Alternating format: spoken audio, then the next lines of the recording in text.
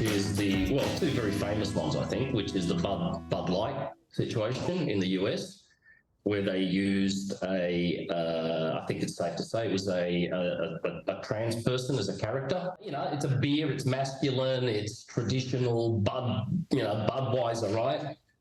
What do they call it? Baseball, men, all that stuff, right? The old stuff, and the light version of that had massive sales as a result of the halo effect of the Budweiser culture. The company wanted perhaps to update its image or itself and one of the ways of doing so was to introduce a trans character, etc. It may have been done, it probably was done with the intention of bringing in, a younger audience. They probably had an aging customer base, like probably most legacy brands, and what we've heard now is that it's backfired massively, and there has been a cultural backlash in the United States to Bud Light. So there was a big backlash to the Target campaign as well, and there was a backlash also. Actually, Victoria's Secret came out and publicly said, well, look, we've lost $1 billion by persisting with this campaign where we celebrate different body types for women. And we've identified that the main problem with this is that these different body types don't sell. And what we need to get back to is this primary idea which does sell, which is sexiness, that sex sells in terms of women's lingerie. And we've had this epiphany, and therefore, as a result of this, if we want to exist as a successful company in the future, we need to actually take into account market realities. Market reality is that sex sells.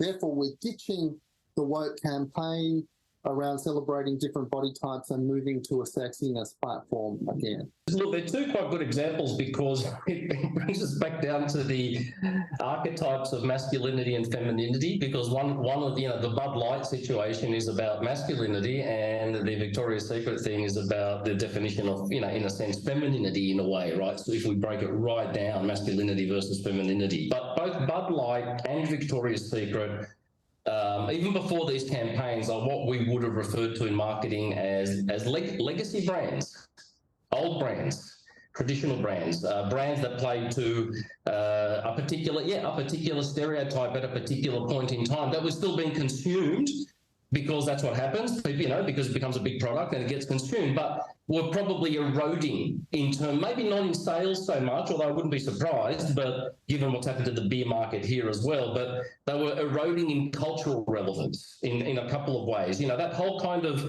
that whole old style masculinity, if you like, that Budweiser celebrated or represented, doesn't really exist, Nick, amongst young men, young fathers, young whatever. They're not kind of like that. They're not playing that game, that role anymore. We both know that, right? So that becomes a bit of a kind of a fractured image from the past anyway. And it's the same with Victoria's Secret. That whole idea of, the female body type, but wearing lingerie in order to titillate, the opposite sex mainly. Again, that's a kind of a legacy cultural concept, and I'm not sure that young women will see themselves, identify with that. What we have here, if we link it in with the rebranding and renaming theme previously, we have exactly what you described there with these brands, which is a re-imaging, completely changing the image of the brand overnight, from being a traditional archetypal brand targeting a traditional archetypal market, which is in decline, and then overnight changing its image to try to appeal to a whole new culture, a whole new paradigm, in effect. People on social media and writing comments on YouTube channels, etc.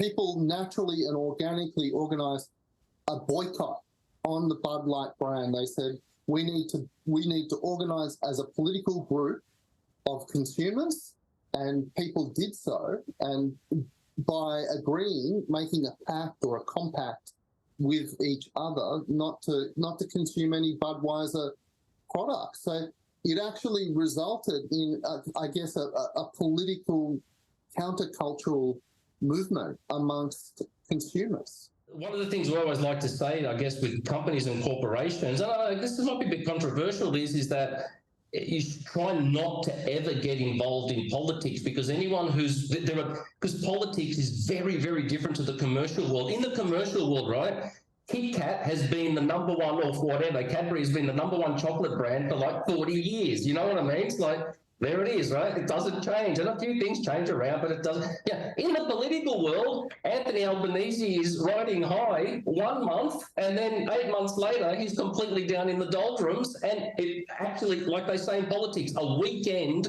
can be a lifetime in politics. And that doesn't happen in the commercial world. The commercial world is stable. It's just ongoing. It's just these brands and these companies just keep going and going and going because they make products that we like and we buy them, so, and they're cheap a lot of the time, we buy them. So, yeah. And people say that about sport. They say keep politics and religion out of sport. And, one of the things that happened after the rugby league grand final this year in Australia, Penrith winning against the Broncos, Nathan Cleary winning the player of the match, is that Nathan Cleary came out and declared that he was in support of the Yes campaign for the Voice referendum. And on his own Penrith Panthers Facebook page, you had hundreds and hundreds of people writing in and commenting and saying, Nathan, don't get involved in this. Just stay being a rugby league player. We'll love you. But when you get involved in politics, that's when we don't love you. The same thing happened with Pat Cummins, who is the Australian cricket captain. Over a year ago, he said a statement where he wanted the sponsors of Australian cricket to be signed up to fighting global warming. There was an enormous backlash towards Pat Cummins. In fact, some people were actually calling for him to be stripped of the captaincy. It's interesting, and I often wonder why you would leave a world of pure stability, which is all of our clients, all of our commercial clients, being big brands in operation for 100 years and nothing much changes, why you want to leave that world of pure stability, and people love the brand and all that sort of stuff, right? And then get involved in something that is that volatile that you cannot possibly predict, what might happen via a few comments or whatever. So, and I'm just wondering, why would you leave that world and enter that world of complete volatility, which is politics, And I get why politicians do it. They do it, well, that's what politics is, but corporates are not politics. Corporates are, they're supposed to make stuff and make a profit, right? I get it. In Australia, we vote for our politicians every 4 years, but a brand is meant to be a permanent forever thing. Yeah. And it can be refreshed, and it can tap into cultural relevances and cultural change. Well, that's what both Bud Light and Victoria's Secret would, marketing people put their hands on their heart and say, that's exactly what I was trying to do. I was trying to tap into current cultural norms.